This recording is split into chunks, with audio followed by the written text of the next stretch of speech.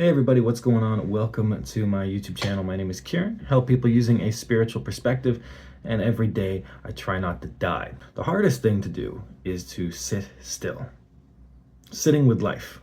It is the easiest in terms of action, the easiest action you can ever take, but the hardest thing to really implement. So I've noticed that many people, including myself, try to change consistently, right? Trying to become something better. A fundamental rejection of what you are, of course. So the more that you want to change, the more that you end up often, maybe not always, but often, the more you end up reverting back to whatever it is that you don't like about yourself. So you want to change your diet and you say, well, I'm going to do this and I'm going to start eating vegetables or whatever boring food you have to eat to lose weight. Vegetables, extremely boring. And yet, 3-4 days later, maybe even less, maybe a little bit more, depending on who you are, you're back to the same patterns and behaviors and habits that are forcing you to dislike parts of yourself or to dislike yourself in general. It's because changing doesn't actually work. As wonderful as it would be to just say, I'm going to change and then change, that would be nice. It doesn't happen. It doesn't really work like that. Now maybe every now and again you've got somebody who just wakes up one day and they just suddenly start seeing life differently. That's possible, right? But for most of us who go to work and pay taxes and avoid paying taxes and have credit card debt and like chocolate and whatever it is that people do to get through their life, for most people, the majority of us, change is difficult. Getting what you want is difficult. Sitting with pain, dealing with emotions, dealing with the thoughts that you've tried to push away, those things are difficult. And yet it is this fundamental action that actually creates the change that we're seeking.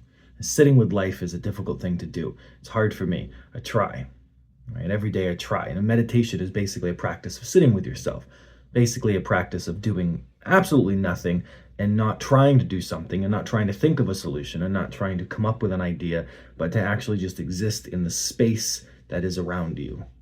Right? And the longer that you exist in this space, the longer that you hear yourself.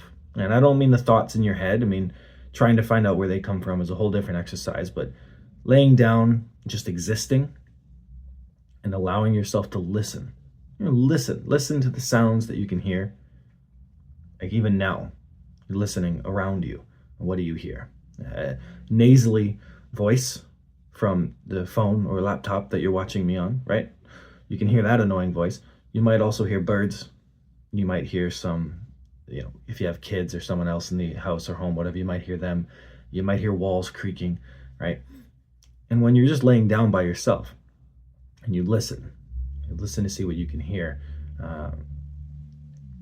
Car, train, even for me right now, stuff in the background that I can hear. Without talking and without thinking, just trying to exist, just being in a space, just sitting with life as it is, there's something that you get out of that which you don't get from trying to solve things or from trying to change, from trying to come up with a way to be better in order to become the better version of yourself, the perfect version of yourself.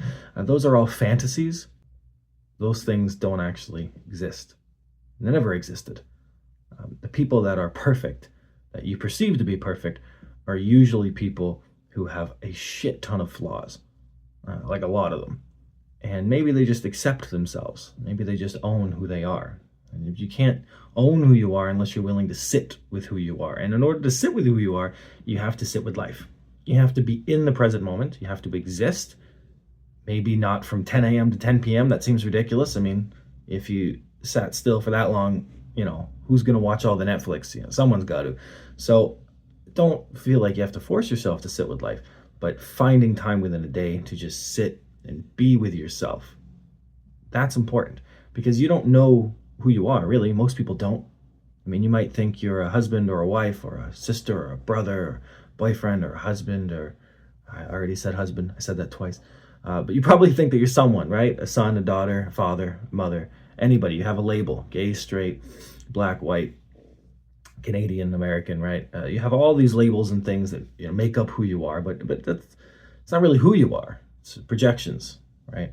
It's projections of the life that you lead, of a society. But take away all that stuff and what's left? I mean, you certainly have a human body, right? For better or for worse, that's what you have. And then inside that human body, You have thoughts, you have feelings, and even beyond those thoughts and feelings, likely you have some space.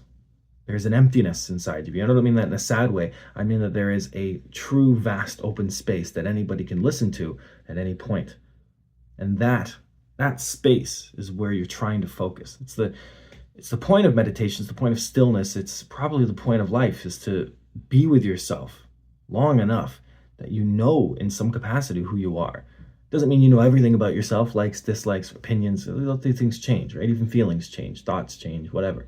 But to be with the essence of who you are, just to know that, okay, well, I spent 40 minutes just being with myself. There was no expectations. I was just existing. Nobody ever comes out of that space without a little bit more wisdom. It doesn't mean that it's entirely pleasant to sit by yourself. There's distractions, there's emotions, there's things that you'd like to do. You know, the longer you sit with yourself, the more you would do anything to not do that.